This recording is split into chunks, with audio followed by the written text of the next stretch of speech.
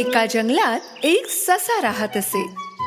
दिवसभर तो उड्या मारत असे आणि स्वतःचं कौतुक करत असे. त्याला एकाच गोष्टीवर बोलणं पसंत होतं की तो इतरांपेक्षा किती वेगवान आहे.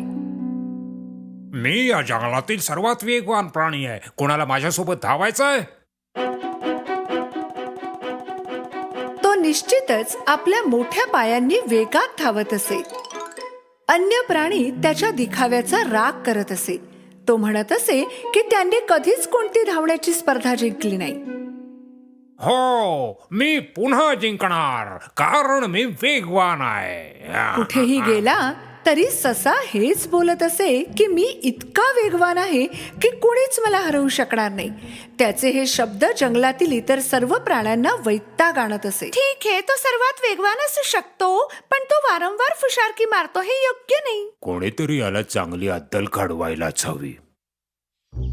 जंगलात सर्व प्राण्यांमध्ये जी चर्चा झाली ती कासवापर्यंत पोहोचली. कासव खूप हळू चालत असे, त्यामुळे त्याला तेथे पोहोचायला संपूर्ण दिवस लागत असे, जेथे ससा 1 मिनिटात पोहोचेल. कासवाची इच्छा होती की एखाद्या दिवशी तो आणि ससा समोरासमोर यावेत. तो दुसऱ्या प्राण्यांकडे गेला आणि त्यांना सांगितलं की त्याला सशासोबत धावण्याची शर्यत लावायची आहे. तुला त्याच्यासोबत धावायचंय? सगळ्यात वेगवान प्राणीही सशासोबत जिंकू शकला नाही. तू कसा जिंकशील? तुम्ही ते सर्व माझ्यावर सोडा. कासव सशाकडे गेलं. शुभ दिवस श्री ससेराव, मी तुम्हाला शोधत होतो. उत्सुकतेने सशाने विचारलं. तू मला का शोधत होतास? मी असं ऐकलंय की तू या जंगलातील सर्वात वेगवान प्राणी आहेस. खरं तर तुला असं वाटतंय, परंतु याची खात्री करून घ्यायला मला तुझ्यासोबत धावायला आवडेल. चल बघूया वेगवान कोण आहे ते. कासवाचं बोलणं ऐकून ससा एवढ्या जोरात हसू लागला की जंगलातल्या सर्व प्राण्यांनी त्याचा आवाज ऐकला.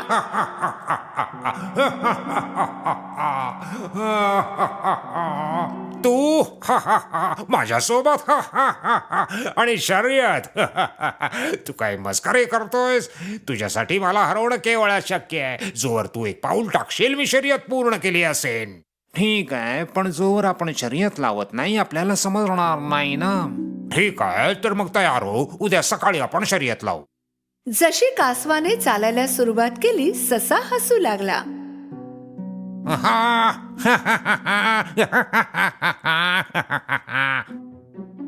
दुसऱ्या दिवशी प्राणी शर्यतीच्या मैदानात पोहोचले. त्यांनी पाहिलं की कासव आरंभ रेषेवर वाट पाहत आहे, शर्यतीसाठी तयार.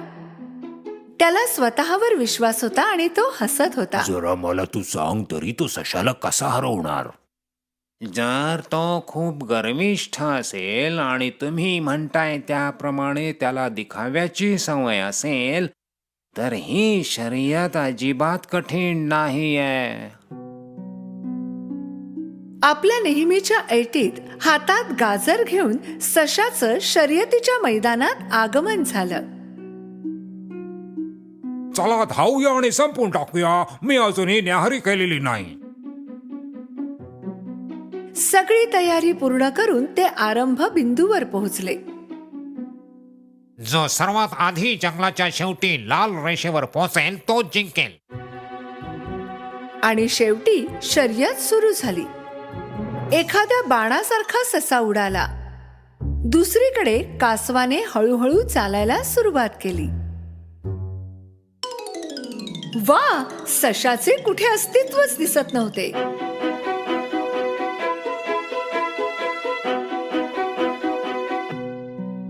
जे प्राणी शर्यत पाहत होते त्यांना वाटलं की कासव हरणार आहे.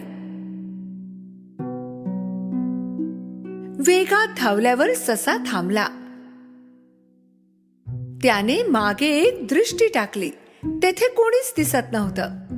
असं वाटतंय की कासवाला शर्यत पूर्ण करायला रात्र उलटेल. त्यापेक्षा मी इथे बसतो आणि गाजर खातो.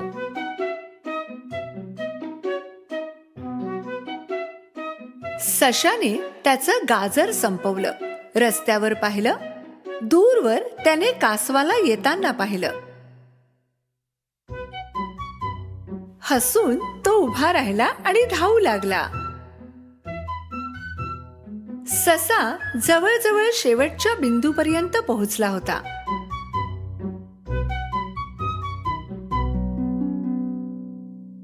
न्याहारीनंतर मला जरा झोप येऊ लागली आहे. मी या झाडाखाली बसून एक डुलकी काढू शकतो. एका आत्मविश्वासाने की तो ही शर्यत जिंकणारच आहे, ससा झोपी गेला. कासवाने खूप हळूहळू चालणं सुरू ठेवलं, पण संपूर्ण आत्मविश्वासाने.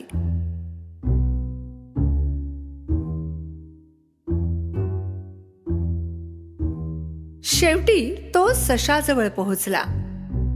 त्याने पाहिलं की ससा गाढ झोपेत होता. न थांबता तो आपल्या मार्गाने चालत राहिला.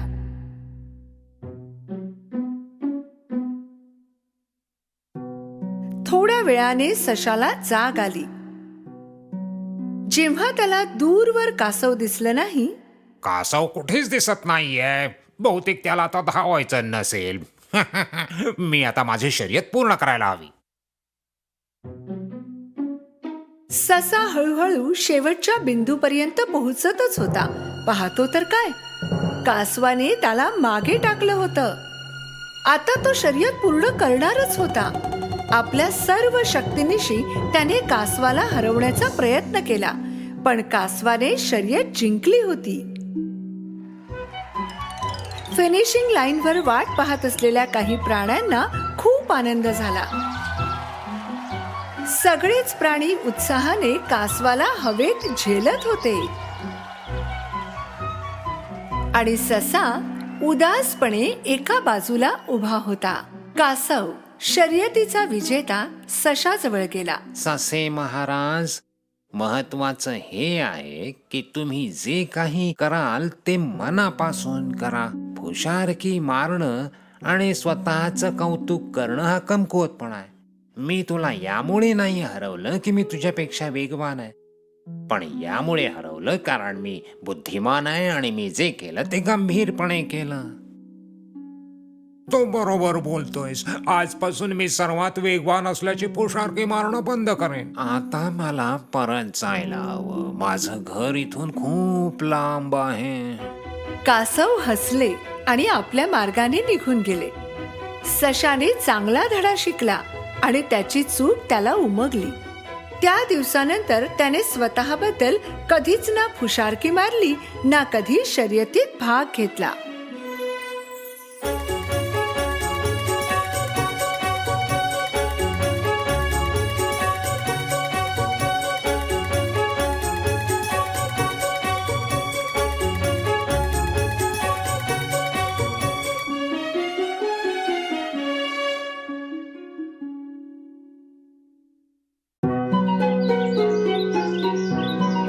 एका जंगलात एक कुरूप उंदीर राहत होता. तो त्या बाबतीत कोल्हा कोल्हीण आणि स्वतःलाही खूप घाबरत असे. जर हवा वाहत असेल आणि झाडाची फांदी तुटून पडली तर तो त्या छिद्राच्या चारी बाजूला पाहत असे कुठे लपायला जागा मिळते का. यामुळेच सगळेच लहान प्राणी त्याची मस्करी करत असे. तो किती घाबरला तू आहे. हवेला सुद्धा घाबरतोस. तू खूप घाबरलेला आहेस. तू खूप घाबरलेला आहेस. तू घाबरलेला आहेस. एक दिवस उंदीर चांगला सराव करून जंगलाचा राजा सिंह याला भेटायला गेला. सिंहाने नुकतंच जेवण केलं होतं आणि तो त्याच्या गुहेसमोर एक डुलकी काढत होता. उंदराने काय योजना बनवली असेल हे जाणून घेण्यासाठी त्याचे मित्र खूप उत्सुक होते. उंदराने सिंहाच्या शेपटीवर चढायला सुरुवात केली. तो सिंहाच्या पाठीवरही चढला. आपल्या चेहऱ्यावर आत्मविश्वास ठेवून त्याने आपल्या मित्रांना एक पोजही दिली. खरं तर तो खूप घाबरला होता, पण तो तसं दाखवत नव्हता. त्याच वेळी सिंहाला जाग आली आणि जशी त्याने त्याची फर हलवली, उंदीर खाली पडला. उंदीर आणि सिंह दोघांची नजरानजर झाली. बाकीचे प्राणी काळजीत होते.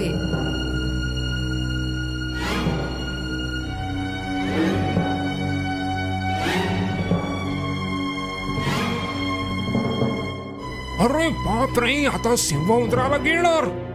वा, काय हिंमत आहे, काय साहस आहे. तू माझ्या पाठीवर काय करतोयस? जंगलचे राजे, कृपया मला खाऊ नका. मी खूप घाबरलोय आणि सगळ्यात जास्त अशक्तही आहे. माझं आयुष्य तर भीतीतच गेलेलं आहे. झाडाचं पान जरी पडलं तरी मी घाबरतो. मी कंटाळलो या गोष्टीला. मला भीतीपासून सुटका हवी आहे. तुम्ही या जंगलचे राजे आहात. तुमच्या एका डरकाळीने सगळे प्राणी घाबरून जातात. तुम्ही मला तुमच्याकडे शरण द्याल का? सिंहाने गुपचूप उंदराचे बोलणे ऐकून घेतले. उंदीर विचार करत होता की सिंहाचं उत्तर काय असेल.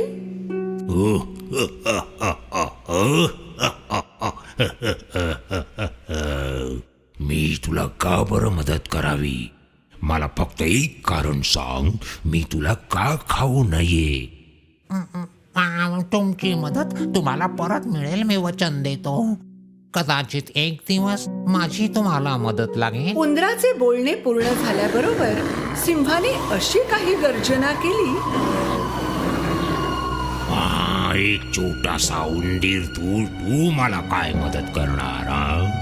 पण त्याच्या समोर लहानशा उंदराला थरथर कापताना पाहून सिंहाने त्याला न खाण्याचा निर्णय घेतला. देवाच्या कृपेने माझं पोट भरलेलं आहे. आता माझ्या समोरून निघून जा. उंदीर तेथून पळाला.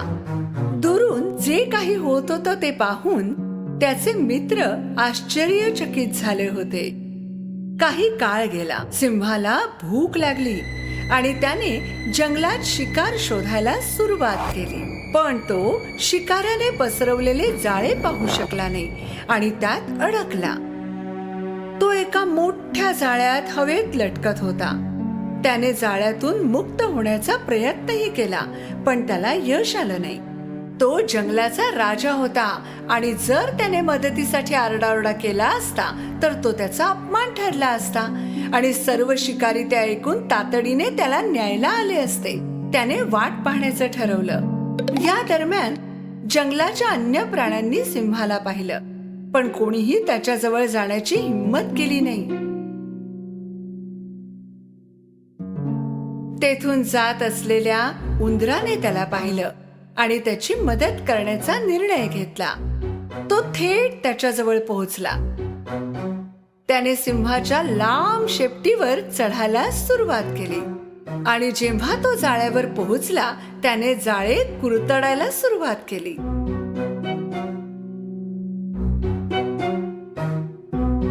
त्याच वेळी बनी सुद्धा तेथे येऊन पोहोचला. अरे मित्रा, जरा लवकर, शिकारी येत आहेत.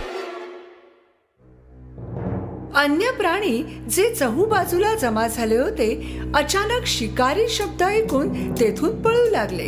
पण उंदीर एकाग्रतेने जाळे कुरतडतच राहिला. शेवटी जाळं तुटलं आणि सिंह खाली पडला. चल, माझ्या पाठीवर उडी मार. आपण इथून निघून जाऊ.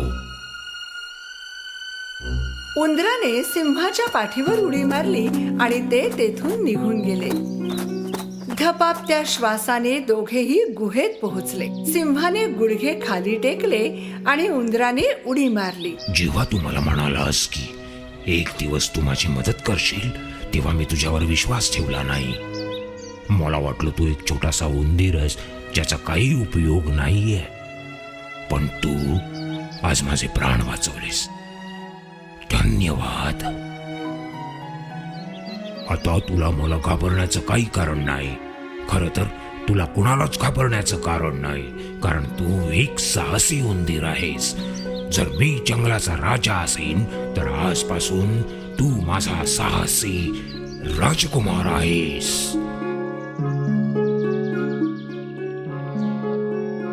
सिंह आणि उंदराने हसायला सुरुवात केली.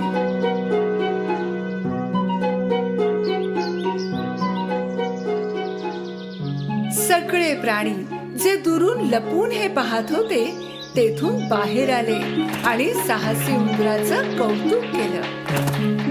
सिंह आणि उंदीर सगळ्यात चांगले मित्र बनले आणि जंगलात नेहमीसाठी शांतता निर्माण झाली.